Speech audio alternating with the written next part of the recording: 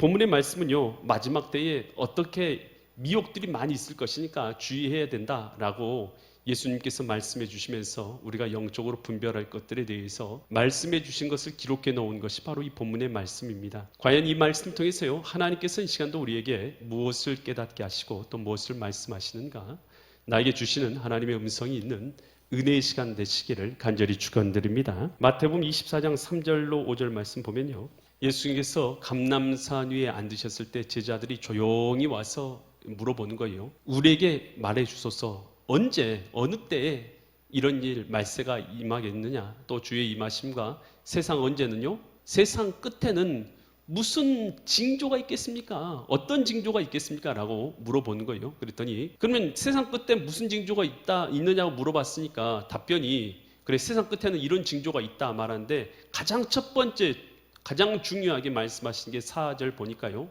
예수께서 이렇게 답변하세요. 예수께서 대답하여 이르시되 너희가 세상 끝에 무슨 징조가 있냐고 물어봤더니 사람의 뭘 받지 말라고요? 미혹을 받지 말아라. 미혹을. 그러니까 말세에 뭘 조심합니까? 무슨 일이 있습니까? 라고 제자들이 물어봤더니 사람의 미혹을 받지 않도록 주의해라. 그러면서 5절 같이 이렇게 말해요. 많은 사람이 누구의 이름으로 온다고요? 내 이름은 누구의 이름입니까? 지금 예수님이 하신 말씀이니까요, 예수님의 이름으로 온다는 거예요. 여러분 잘 들으세요. 예수님의 이름으로 오니까 믿는 자들이 유혹을 받는 거예요. 끝이 다르다니까요. 많은 사람이 내 이름, 예수 이름으로 와서 이르되 나는, 내가 누구라고요? 그리스도다라는 뜻이 무슨 뜻입니까? 내가 메시아다라는 뜻이에요. 내가 메시아다. 많은 사람이 예수라는 이름으로 예수님의 영을 받았다든지 내가 재림 예수라든지 이렇게 말해서요, 뭐라고 말하면 내가 메시아다, 내가 구원자다요, 많은 사람을 뭐 한다고요? 미혹한다는 것이에요. 말세의 특징을 굉장히 잘 말해주고 있잖아요. 여러분 그래서요, 우리가 다른 사람의 이름으로 온다고 여기면 안 돼요. 누구의 이름으로 온다고 그들이 얘기해요? 예수님의 이름으로. 나 예수님의 이름으로 왔어. 예수의 영이 내게 임했어. 그래서 내가 누구예요? 그리스도다. 내가 메시아다. 라고 이렇게 얘기한다는 거예요.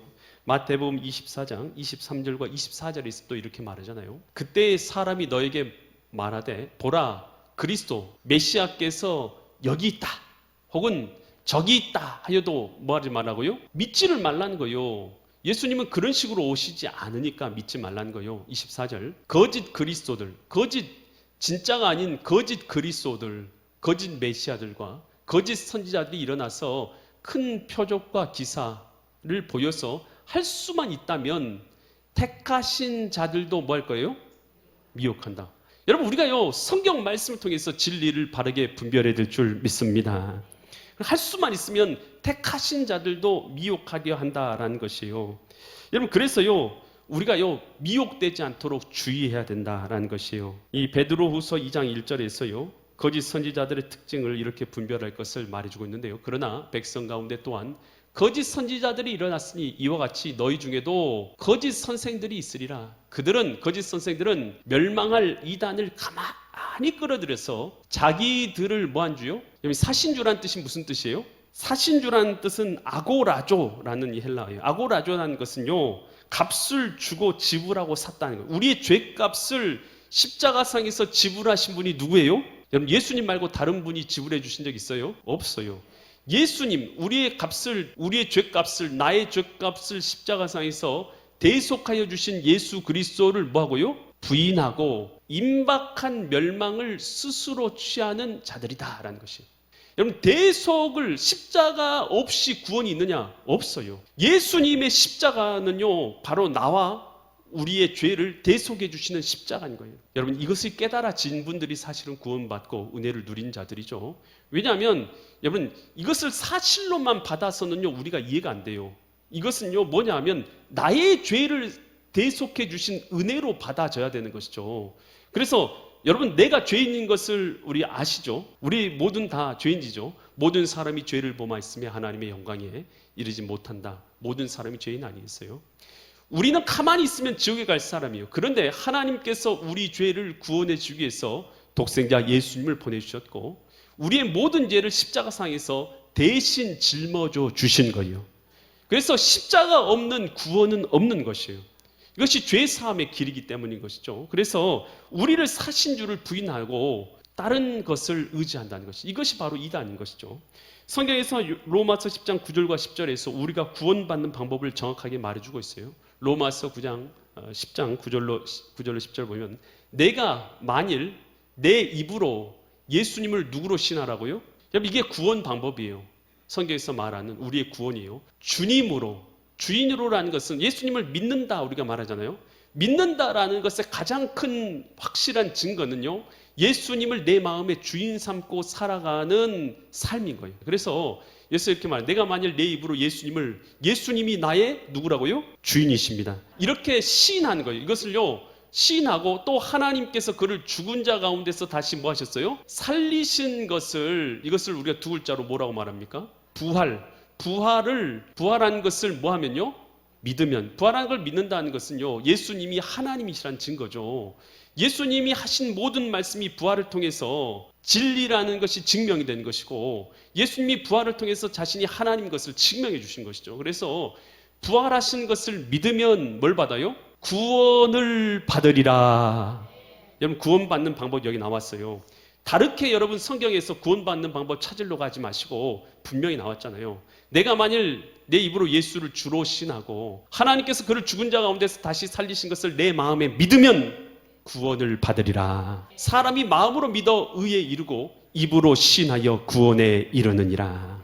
구원받는 방법이 분명히 말했잖아요. 에베소서 2장 8절로 9절에서요, 또 주의해야 될 것이 있어요. 너희는 그 은혜라는 것 한마디로요, 하나님의 아들 예수님을 이 땅에 보내주신 것, 하나님께서 저와 여러분의 죄를 사해 주시기 위해서 이 땅에 오신 것, 그것이 은혜죠.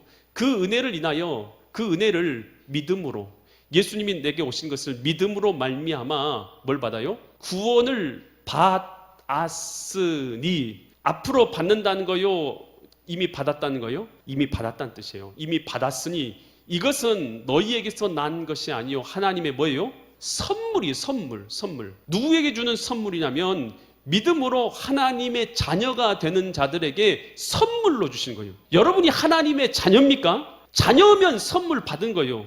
그런데 자녀가 아니면 선물을 안 줘요. 여러분, 우리가 하나님의 자녀가 되면 하나님은 구원을 선물로 주시는 것입니다.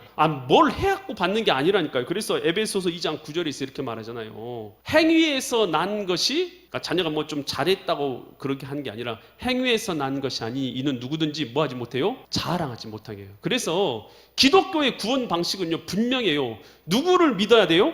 예수를 믿어요. 믿음이 눈에 보여요? 안 보여요? 안 보여요. 그럼 믿는지 아닌지 어떻게 알아요? 어떻게 알아요? 성경에 나왔잖아요.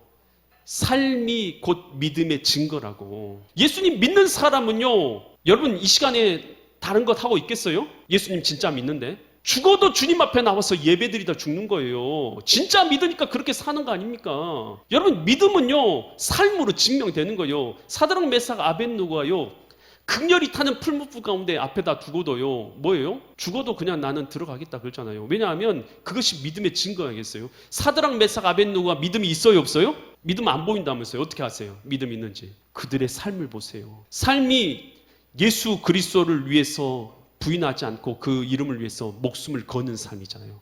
죽음까지도 선택한 삶이죠. 그러니 그 믿음의 삶이 그들의 믿음을 증명해 주는 거 아니겠어요? 여러분, 그래서요, 우리 기독교는요 분명해요. 뭘로 구원받느냐? 예수님을 믿음으로. 우리는 예수님을 믿음으로 구원받는 줄 믿습니다. 그래서 우리는요 행함이 아니라 믿음이에요. 믿으면요 행해서 구원받는 게 아니라요, 믿으니까 행동이 나오는 거예요. 우리 기독교는 이거예요. 믿으니까 행동이 나오는 것이지 행동이 나와서 믿는 게 아니라니까요. 믿으니까 행동이 나오는 것이에요. 예수님을 통해서 구원받는 것이, 예수님이 영적으로만 예수님께서 우리를 구원하시고 육적으로는 예수님이 우리를 구원 못하시냐, 그런 거 아니에요. 예수님의 구원은 우리 영육을 다 구원하신 줄 믿습니다. 히브리서 7장 24절과 25절에서 이렇게 말하고 있죠.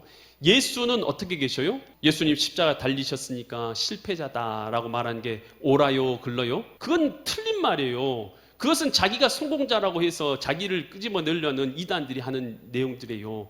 예수는 살아계시고 예수는 영원히 계심으로 그 제사장 직분, 죄를 사하고 구원하는 직분을 말하는 거예요. 그 제사장 직분이 갈라져요, 안 갈라져요? 갈라지지 않는다는 것은 또 다른 이 구원자가 필요하지 않는다는 뜻이에요.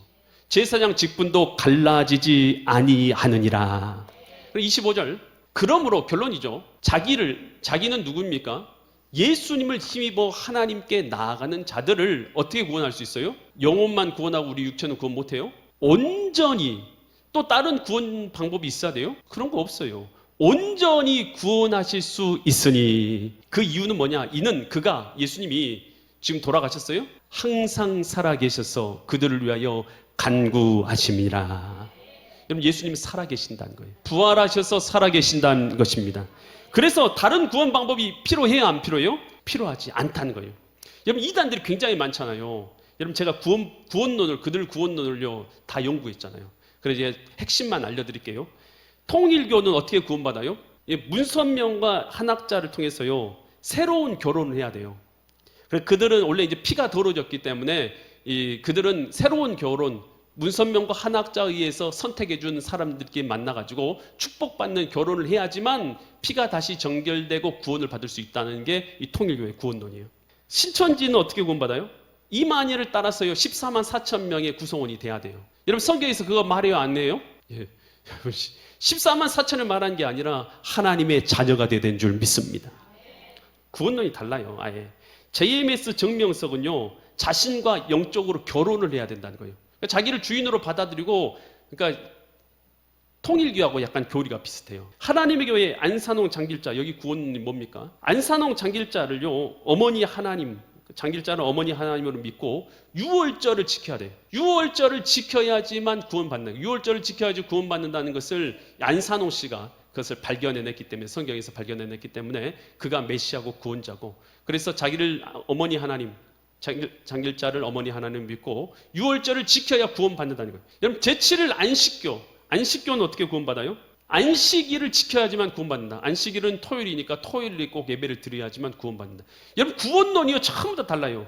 여러분, 성경에서 이렇게 구원받는다고 말하고 있지 않은 줄 믿습니다. 여러분, 잘 들으세요. 예수님이 여러분의 주인이십니까? 예수님 여러분 마음 가운데 계십니까? 그렇다면 우리의 영혼뿐만 아니라 우리 육체까지 모든 것을 예수님이 구원하시는 줄 믿습니다. 다양한 자기가 그리스도라고 하는, 메시아라고 하는 이단들이 등장하잖아요. 그런데 다 그들의 구원론을 살펴보니까요 우리와 다 다르다는 것이에요. 여러분, 우린 그래서요 겉으로만 봐서요 십자가 걸려있고, 겉으로 성경책 갖고 있고, 겉으로 뭐 성경책 좀 읽는 것 같아서 그들 따라가면 지옥 가는 거예요. 잘못된 멸망의 길 떨어진다라는 것이에요. 또 재림론, 올바른 재림론은 무엇이냐? 마태복음 24장 30절 보니까요 이렇게 말하고 있어요. 그때의 인자의 징조가 하늘에서 보이고, 그때 땅의 모든 족속들이 뭐 한대요? 외통곡이에요. 모든 족속들이.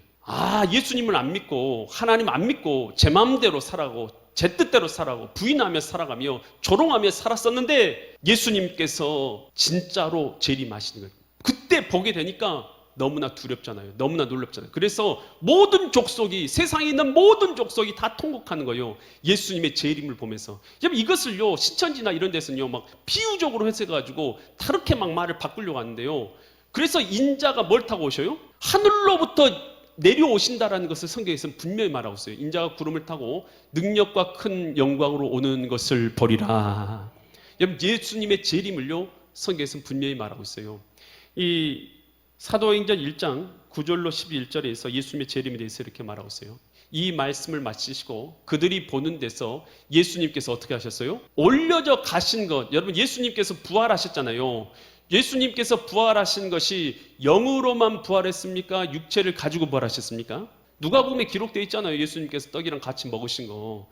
육체가 필요하니까, 육체가 있으시니까 먹었잖아요. 그 앞에 너희는 영이 아니라 나는 육체를 가지고 있다라고 그 누가복음 24장에서 분명히 말씀해 주시잖아요. 그러니까 예수님의 부활은 영으로만 부활한 게 아니라 무슨 부활이었어요? 육체까지도 함께하고 있는 부활했다는 거예요.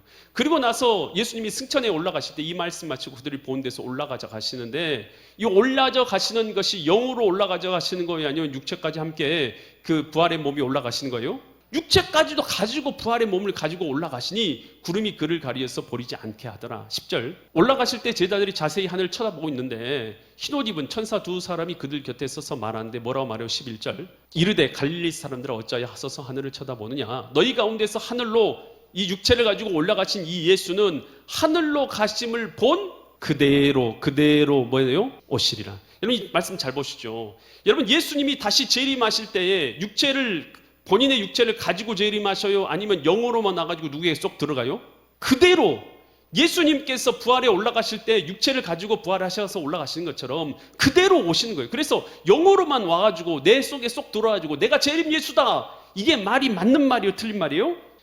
성경에서 말하고 있는 것이 아니다는 거예요. 성경에서는 그렇게 절대로 말하고 있지 않는다는 거예요. 이 예수님의 부활의 모습은요, 우리의 부활의 모습과도 연결되어 있기 때문에 제가 말씀드리는 거예요. 왜냐하면 예수님의 부활의 모습 그대로요, 우리도 부활하게 될 줄 믿습니다. 왜냐하면요, 예수님이 영으로만 부활하셨다. 그래서 누구 속으로 쏙 들어와서 부활했다. 이렇게 주장하는 사람들은요, 우리도 어떻게 부활한다고요? 죽은 영혼이 우리 가운데 쏙 들어와 이제 부활한다고요. 여러분 그러면요, 그 사람의 인격은, 본인 갖고 있었던 인격은 어떻게 돼요? 사라져버려요? 다른 사람의 영혼의 인격이 되는 거예요? 빙의하는 거예요? 성경에서 그런 부활을 얘기하고 있어요? 안 하고 있어요? 그런 부활은 없어요. 그것은요, 빙의하는 것이지 그런 건 없어요. 성경에서는. 우리의 부활은 어떤 부활입니까? 예수님과 동일하게 육체를 가진 부활이 되는 줄 믿습니다.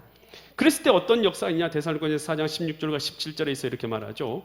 주께서 호령과 천사장의 소리와 하나님의 나팔 소리로 치니 하늘로부터 뭐 하셔요? 강림하시는 것이 어떻게 강림하신다고 했어요? 승천하신 그대로 육체를 가지고 그대로 내려오신다는 거예요. 그때 그리스도 안에서 죽은 자들이 먼저 일어났어요. 죽은 자들이 육체를 갖고 부활한다는 것이에요. 어디 사람 속에 들어가지고 부활하는 게 아니라 육체를 가지고 그대로 부활한다는 거예요. 그래서 어떻게 해요? 17절. 그 후에 우리 살아있는 자들도 그들과 함께 구름 속으로, 여기서 이 살아있는 자들이요 갑자기 변화된다라고 성경에서 말이죠. 고린도전서 15장 51절과 52절에서 부활의 몸을 순식간에 입게 된다. 성경에 기록이 되어 있어요.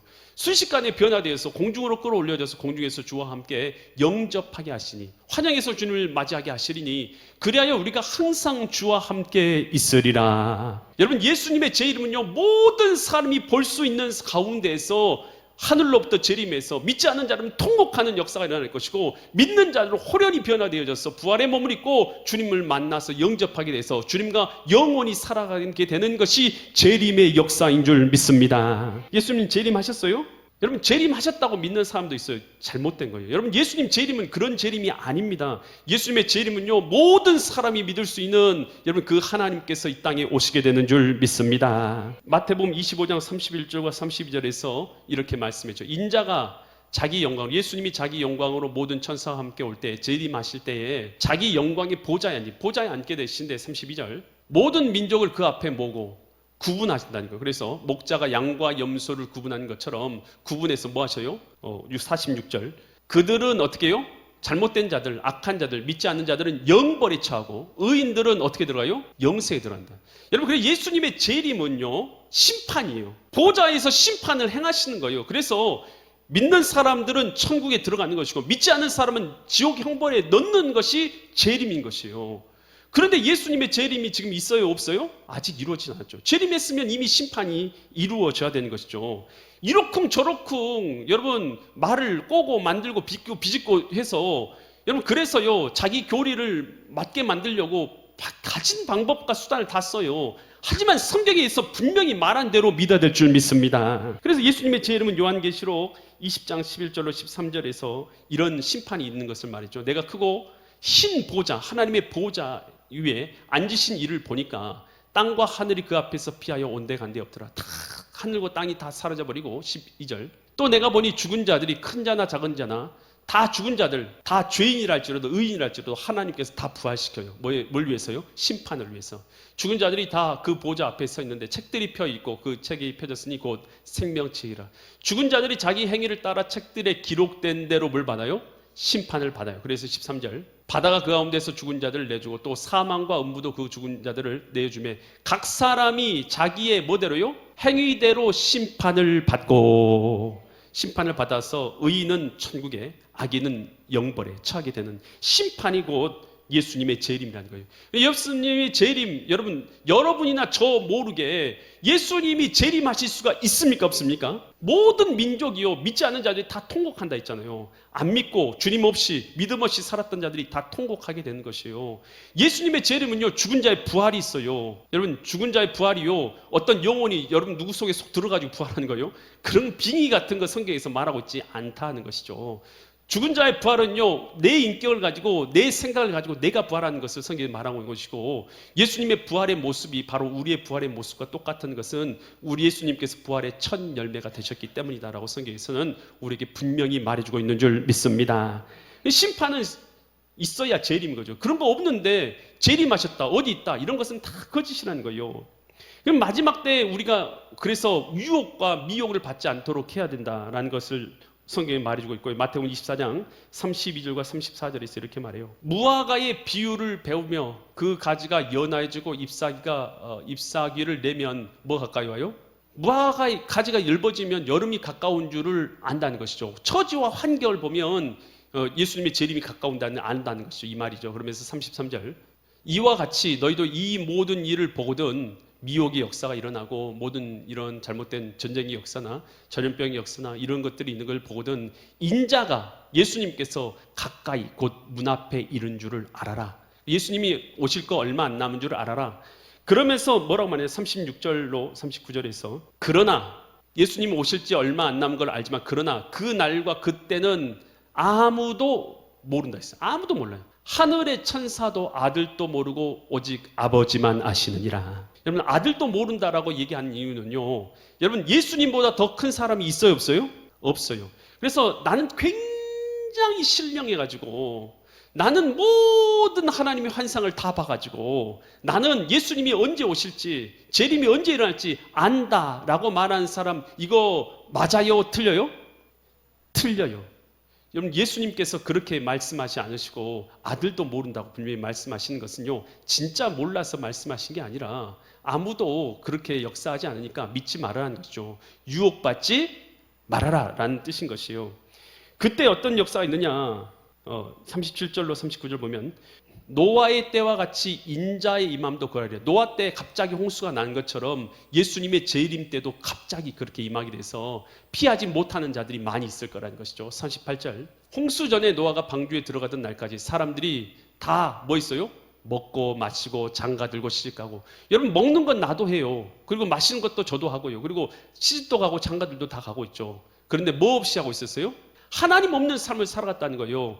하나님 있는 삶을 살아간 것이 아니라 하나님 없는 삶을 살고 있다가 38절, 홍수가 나서 그들을 다 멸하기까지 깨닫지 못하였으니 인자의 임함도 이와 같으리라.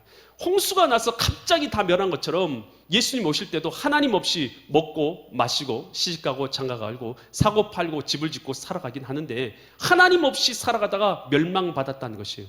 예수님의 재림 때도 마찬가지라는 거예요. 예수님의 재림 때도요, 준비된 영혼들이 복이 있는 줄 믿습니다. 그때 마태복음 24장 40절로 41절에서 이렇게 말하죠. 그때에 두 사람이 밭에 있음에 한 사람은 데려가고 한 사람은 버려둠을 당하는 것이에요. 구별이 있을 거라는 것이죠. 41절, 두 여자가 맷돌질을 하고 있는데 한 사람은 데려감을 당하고 한 사람은 버려둠을 당할 것이에요. 구별이라는 것이 있을 거라는 거예요. 신앙 가운데서도 분명히 구별의 역사가 있을 것이라는 거예요. 그러므로 이런 일이 있을 것인가? 마태복음 24장 42절. 그러므로, 결론적이죠. 그러므로 뭐 하라고요? 깨어있으라는 것은 잠자지 말라는 뜻이 아니에요. 이것은 영적으로 깨어있는 걸 말해요. 영적으로 깨어있는 게 뭡니까? 예수님과 함께 예수님이 주인 삼고 믿음으로 살아가는 삶이 있으십니까? 이것이 있으면 영적으로 깨어있는 것이에요. 그러나 이 삶이 없으면 영적으로 잠들어 있는 것이에요. 여러분, 예수님과 함께 살아가고 있고 예수님을 주인 삼고 살아가고 예수님과 친밀한 교제가 여러분 가운데 이루어지고 있다면, 여러분, 그렇다면 영적으로 깨어있는 것입니다. 그러나 내가 먹고 마시고 시집가고 사고 팔고 장가가고 다 살고 있지만 하나님과는 아무 상관없는 삶을 살고 있다면 그것이 영적으로 잠들어 있는 것이에요. 여러분, 말세라고 주님께서 말씀해 주면서 영적으로 분별할 것에 대해서 말씀해 주고 있습니다. 깨어 있어서 예수 그리스도의 재림을 준비하다가 영광스럽게 주님을 마주하시는 모든 성도님들 되시기를 예수 그리스도의 이름 받들어 간절히 축원드립니다.